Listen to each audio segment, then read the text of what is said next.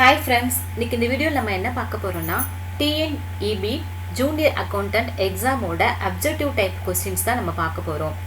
இந்த எக்ஸாமை பொறுத்த வரைக்கும் சிலபஸ் பார்த்தீங்கன்னா 3 பார்ட்ஸ் இருக்கு. Part 1 Tamil, part 2 reasoning and aptitude, part C வந்து என்ன, அதாவது 3 வந்து என்னன்னு பார்த்தீங்கன்னா காமர்ஸ். இந்த காமர்ஸில் பார்த்தீங்கன்னா 12 யூனிட்ஸ் இருக்கு. First unit related to introduction of business. இதை வந்து நம்ம அந்த ஃபர்ஸ்ட் யூனிட்ல வந்து மொத்தம் 3 டாபிக்ஸ் இருக்கு. என்னன்னா பிஸ்னஸ்னா என்ன, அதோட கிளாசிஃபிகேஷன். செகண்ட் ஒன் வந்து சிஸ்டம் தியரினா என்ன, அந்த சிஸ்டம் தியரியை வந்து பிஸ்னஸ் மேனேஜ்மெண்ட்ல எப்படி வந்து இம்ப்ளிமெண்ட் பண்றாங்க. தேர்ட் வந்து கார்ப்பரேட் சோசியல் ரெஸ்பான்சிபிலிட்டிஸ். இந்த வீடியோவில் நம்ம what is business, classification of பிஸ்னஸோட அப்ஜெக்டிவ் டைப் கொஸ்டின்ஸ் தான் பார்க்க போகிறோம். வாங்க கொஸ்டின்ஸ்குள்ளே போகலாம். ஃபர்ஸ்ட் கொஸ்டின், பிஸ்னஸ் மீன்ஸ் வியாபாரம்னா என்ன அப்படின்னா தொழிலகமும் வியாபாரம் வணிகமும் சேர்ந்தது தான் வியாபாரம். So B is the answer. Second question, the term business is derived from the word. பிஸ்னஸ்ன்ற வார்த்தை வந்து எந்த வார்த்தையிலிருந்து உருவானது அப்படின்னு பார்த்தீங்கன்னா busy. So D is the answer. Who use the word trade in earliest. முதல்ல வியாபாரன்ற வார்த்தையை யூஸ் பண்ணது சொன்னது யார் அப்படின்னு பார்த்தீங்கன்னா இண்டஸ் வேலி பீப்புள் தான் ஃபர்ஸ்ட் அதை யூஸ் பண்ணாங்க. Elimination of hindrance of commerce. ஒரு தனி நபர் பிஸ்னஸ் ஸ்டார்ட் பண்ணணும்னா நிறைய ரிஸ்க்கை வந்து ஃபேஸ் பண்ண வேண்டியது இருக்கும். அந்த ரிஸ்கெல்லாம் வந்து டிசால்வ் பண்ணுற ஃபேக்டர்ஸ் என்னென்னு பார்க்கலாம். ஹிட்ரன்ஸ் ஆஃப் பர்சன். ப்ரொடியூசர்லேருந்து கன்சியூமருக்கு குட்ஸை வந்து ரீச் பண்ணுறதுக்கு சில பீப்புள்ஸ் வந்து இன்டர்மீடியேட்டாக செயல்படுறாங்க. அவங்களாம் யாருன்னு பார்த்தா retailer, wholesaler. Hindrance of place, movement of goods. One பிளேஸ்லேருந்து இன்னொரு பிளேஸுக்கு வந்து குட்ஸை மூவ்மெண்ட் பண்ணுறதுக்கு டிரான்ஸ்போர்ட் ஃபெசிலிட்டிஸ் யூஸ் ஆகுது. Hindrance of time. மேனுஃபேக்சர் வந்து குட்ஸை ப்ரொடியூஸ் பண்ணோன்னே வந்து கஸ்டமர்கிட்ட வித்துற முடியாது. It will take some times. So அது வரைக்கும் குட்ஸை வந்து ஸ்டோர் பண்ணுறதுக்கு ஒரு பிளேஸ் தேவைப்படுது. அதுதான் warehouse. Hindrance of risk of loss.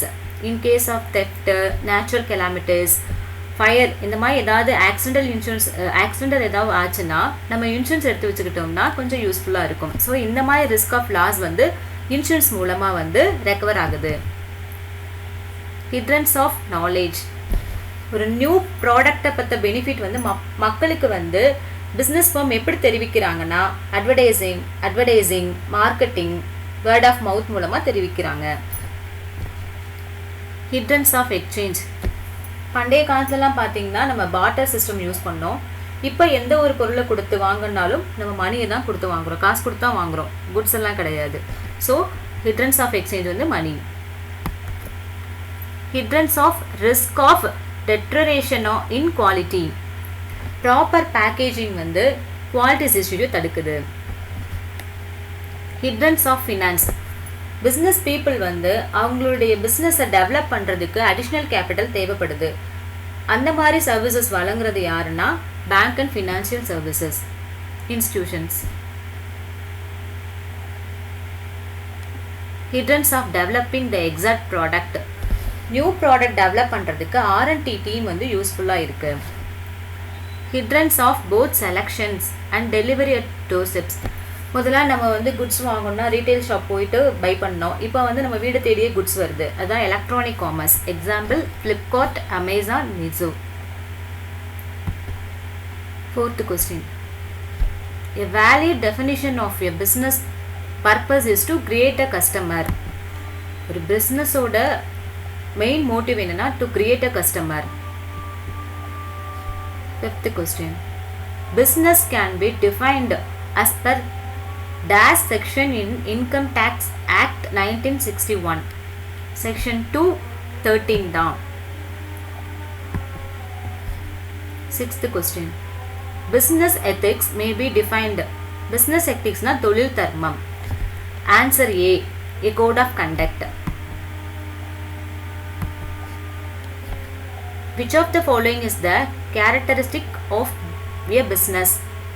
Production, exchange of sales, risk element எல்லாமே வந்து பிஸ்னஸோட கேரக்டரிஸ்டிக் தான்.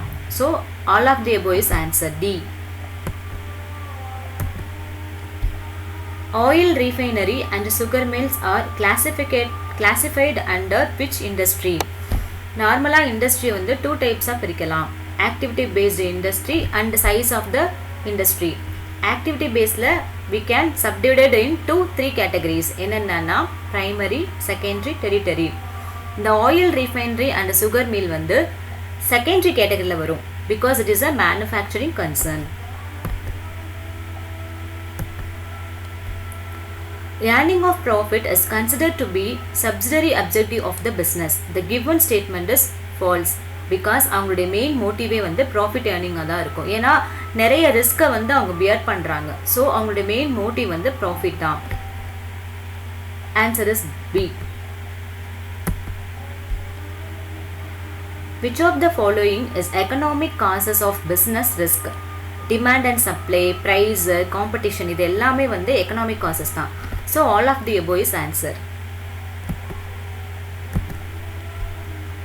The industrial policy resolution was passed in 1956. 12th question. Globalization is the term used to describe process of removal of restriction. Investment, foreign trade. Both A and B the answer. C is the answer. 13.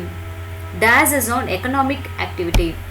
Human activity வந்து நம்ம வந்து 2 டைப்ஸாக பிரிக்கலாம். Economic, நான் economic. எக்கனாமிக்கில் வந்து employment, profession, business வரும். இந்த கொடுத்துருக்க ஆப்ஷனில் நான் எம்ப்ளாய்மெண்ட்னா பெனிஃபிட் ஓரியன்ட் கிடையாது, மானிட்டரி ஓரியன்ட் கிடையாது. இது எக்கனாமிக் மீன்ஸ் மானிட்டரி ஓரியன்ட். அப்போ நான் எம்ப்ளாய்மெண்ட் வராது. Non profit organisation is service orient, அதுவும் வராது. So B is the answer, employment. Which among these can be the condition for the success of privatization? Barriers to enter in the market. இதுதான் வந்து conditions.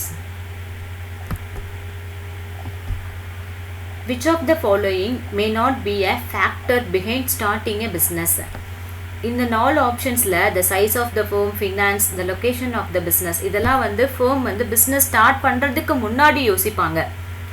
Start பண்ணதுக்கப்புறம் என்ன யோசிப்பாங்க, அவங்க routine work load தான் இருக்கணும்னு யோசிப்பாங்க. So A is the answer. இது பிஃபோர் ஆஃப்டர் ஸ்டார்டிங்கிறனால routine work load is the answer. Risk is the result of uncertainties. ஏன்னா இது எப்போ வரும்னே சொல்ல முடியாது, எப்படி வரும்னே சொல்ல முடியாது. So A is the answer. Liberalization means அப்படின்னா என்ன? Liberty the industry, trade and economics from unwanted restriction.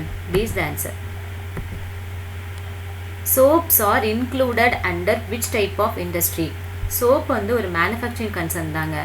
Manufacturing concern வந்து நம்ம 4 டைப்பாக பிரிக்கலாம். Synthetical, analytical, processing, assembling. Synthetical meaning என்னன்னா various component into transfer into one component. Soap வந்து அந்த கேட்டகரியில் தான் வரும். So A is the answer. The industries which provides supply services to other industries are known as tertiary industries. Example, bank and financial institutions. A is the answer. The economic activity in which specialized knowledge is required. ஏற்கனவே நம்ம பார்த்துருக்கோம். Economic ஆக்டிவிட்டினா என்ன? Employment, profession, business. Here profession requires specialized knowledge. Example வந்து doctor, advocate இவங்கெல்லாம் வருவாங்க. Everest Textile Limited is involved in manufacturing textile products. Which industry is the company involved? Textile garment industry. They convert the raw material into finished goods. So the process is occur. அதனால் A is the answer. Processing industry is the answer. A business firm in India buy toys from China to sell it to Nepal. Identify the type of trading activity mentioned above. நம்ம export பண்ணுற பர்பஸுக்காக வேறொரு கண்ட்ரிலேருந்து import பண்ணோமா, it is called entrepot. So A is the answer. Code of conduct does not include. இந்த கொஸ்டினில் மற்ற 3 ஆப்ஷன்லாம் பார்த்தீங்கன்னா இன்டிகிரிட்டி, மொராலிட்டி, ரூல்ஸ் எல்லாமே வந்து ஹானஸ்டி எத்திக்ஸில் வரும். டிஸ்ஹானஸ்டி வந்து எத்திக்ஸில் வராது. So A is the answer. Which out of the following sets of industries is not a part of the 8 core industry in India? 8 core industry அப்படின்னா இப்போ வந்து for example coal, crude oil, natural gas இதில் இந்த இண்டஸ்ட்ரீஸில் ஏதாவது ஒரு ஃப்ளெக்சிபிளாக ஒரு fluctuation இருந்துச்சுன்னா அது இந்தியன் எக்கனாமியை வந்து பாதிக்கும். அதனால தான் இதை 8 கோர் இண்டஸ்ட்ரின்னு சொல்கிறாங்க. ஸோ கடைசியில் இந்த ஆப்ஷன்ஸில் வந்து டி மைனிங், அந்த ஃபார்மசூட்டிக்கல்லாம் வந்து அதனுடைய ஃப்ளக்சுவேஷன் வந்து இந்தியன் எக்கனாமிக்கோட மானிட்டரி வந்து பாதிக்காதனால D is the answer. Usually goods are not sold or consumed immediately after production. They are held in stock to make them available as and when required. For this purpose, DAS is important. ஏற்கனவே சொன்ன மாதிரி தான் manufacturer வந்து குட்ஸை produce பண்ண உடனே sale பண்ண முடியாது. Because எப்போ வந்து கன்சியூமருக்கு தேவைப்படுதோ அப்போ தான் அவங்க சேல் பண்ணுவாங்க. ஸோ அது வரைக்கும் அவங்க இன்வென்ட்ரியை வந்து வேர் ஹவுஸில் ஸ்டோர் பண்ணுவாங்க. So C is the answer. அவ்வளோதான் ஃப்ரெண்ட்ஸ் இந்த 25 கொஸ்டின்ஸ் முடிஞ்சிருச்சு. இதுக்கப்புறம் இந்த யூனிட் 2ல் 2 டாபிக்ஸ் இருக்குது. சிஸ்டம் தியரினா என்ன, சிஎஸ்ஆர்னா என்ன. ஸோ அடுத்த வீடியோவில் அதை பற்றின அந்த கொஸ்டின்ஸ் ரிலேட்டடாக, அந்த டாபிக் ரிலேட்டடாக நம்ம வந்து கொஸ்டின்ஸ் பார்க்கலாம். இந்த வீடியோ உங்களுக்கு பிடிச்சிருந்துச்சுன்னா லைக் பண்ணுங்கள். உங்கள் ஃப்ரெண்ட்ஸுக்கு யூஸ் ஆகும்னு நினச்சிங்கன்னா ஷேர் பண்ணுங்கள்.